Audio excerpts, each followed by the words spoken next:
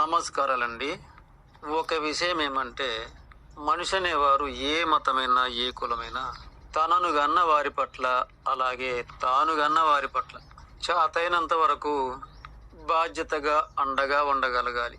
అయితే తల్లిదండ్రుల విషయంలో వారు నాకేమీ సంపాదించి పెట్టలేదని, అలాగే సంపాదించిన వారేమో వారి అన్నకో వారి తమ్ముడికో ఎక్కువగా ఇచ్చారని, అలాగే తాతలాస్తులు గాని లేక వారు సంపాదించిన ముందు చూపు లేకుండా అమ్ముకొని పోగొట్టారని, ఈ విధంగా వృద్ధులైన తల్లిదండ్రులను తప్పుగా అనుకోకూడదు. ఇక బిడ్డల విషయానికి వస్తే, చదువు కన్నా ముందు సంస్కారాన్నే బోధించుకుంటూ రావాలి.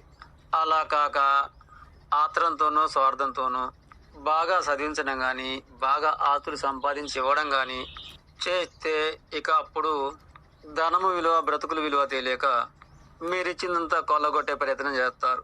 అలాగే చదువు అయితేనేమో వృద్ధులైన మిమ్మల్ని వదిలేసి ఉద్యోగాల రీత్యా యాడికో దూరంగా వెళ్ళి పూర్తిగా మిమ్మల్ని మర్చిపోతారు. కనుకనే మనమే ముందుగా మానవ జన్మ యొక్క విలువను, వ్యవస్థ యొక్క లోటుపాట్లను గ్రహించుకుంటూ సాగగలగాలి.